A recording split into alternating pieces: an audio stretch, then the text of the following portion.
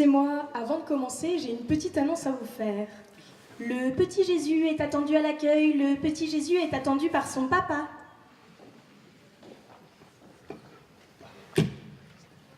Au nom du Père, du Fils et du jury, bonsoir.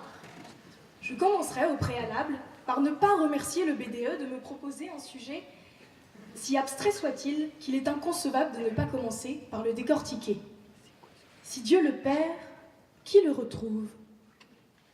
D'ores et déjà, au vu de la formulation de la question, nul doute que Dieu le Père soit l'être structurant l'univers au sens religieux du terme. Ainsi, si nous prenons le sujet au pied de la lettre, ce dernier n'a aucun sens. Néanmoins, à l'aide d'une acrobatie homonymique, la perte peut se substituer au paternel. Mais perdre qui?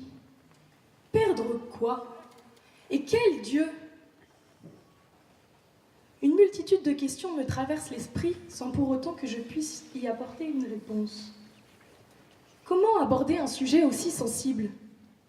Avant de me perdre, je vais tenter de m'y retrouver. Dieu, par définition, dans l'Église catholique, ne peut rien perdre. Mais avec un si, tout est permis. Dieu le Père aurait donc perdu quelque chose, ou quelqu'un. Serait-ce son fils? Laissons voguer notre imagination au gré de nos pensées. Imaginons alors Dieu accompagné de sa plus belle paire de saints. Je parle bien sûr de Saint Paul et de Saint Pierre, en quête du fils prodigue égaré. Dieu, qui lasse de chercher en vain, aurait pu dire « Oh Dieu, bien des choses en somme ». En variant le ton, par exemple, tenez, agressif. « Jésus, si tu ne viens pas tout de suite, tu peux faire une croix sur ton dessert. »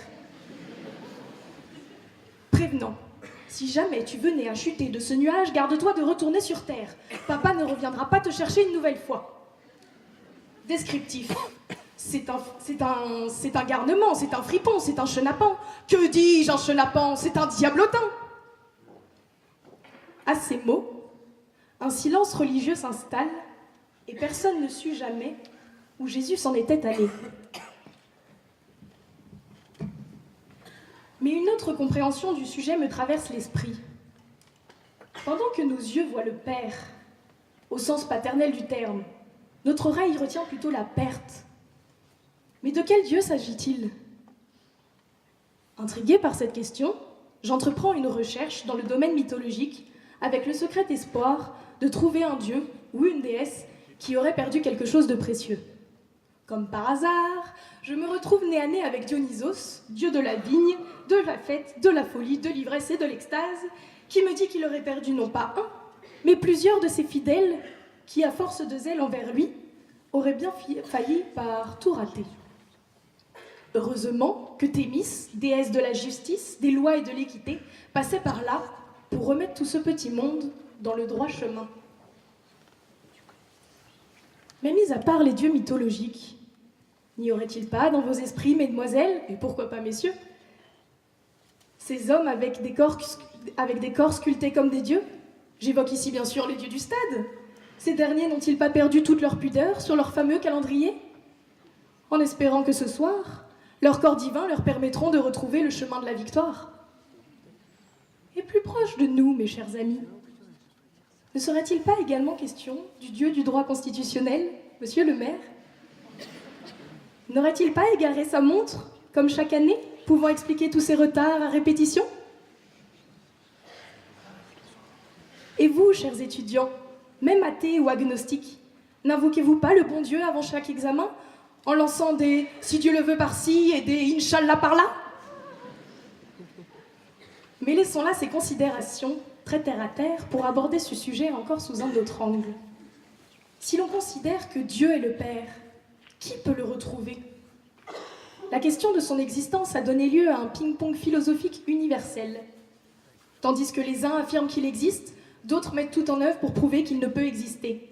Tandis que Diderot affirme que Dieu, un père comme celui-là, il vaut mieux ne pas en avoir. Jean d'Ormesson réplique « Je trouve que si Dieu n'existe pas, la vie est une farce tellement tragique qu'il faut espérer à tout prix qu'il existe. » Ainsi, Les hommes sont-ils les créateurs de Dieu? Ou Dieu est-il imaginé par les hommes?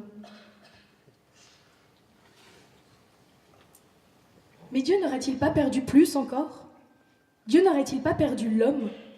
L'homme ne court-il pas à sa perte en abusant de sa liberté originelle? Dans un monde où les religions sont régulièrement synonymes de guerre, de haine et de torture, où le noir et le blanc se confrontent avec le racisme, la discrimination et la violence, et où l'argent est plus important que la paix, l'amour et la tolérance, n'est-ce pas aux hommes de retrouver ces valeurs perdues? En son temps, Platon a déjà tenté de nous apporter une réponse. Les hommes accusent les dieux en disant qu'ils sont les auteurs de leurs maux. C'est eux-mêmes qui, par leur présomption, et si l'on peut dire par leur folie, s'attirent des souffrances que leur destin ne comportait pas. Et finalement, à la question « si Dieu le Père qui le retrouve », ne serait-il pas Freud qui y répondrait le mieux? Étant père fondateur de la psychanalyse et ayant rattaché ses thèses au domaine religieux, il se permet d'énoncer: le Dieu de chaque homme est à l'image du Père. Le rapport personnel à Dieu dépend du rapport au Père charnel. Il oscille et se transforme avec ce dernier, et Dieu n'est au fond qu'un Père élevé au rang supérieur. On me dit dans l'oreillette que le petit Jésus a été retrouvé. Merci de votre attention.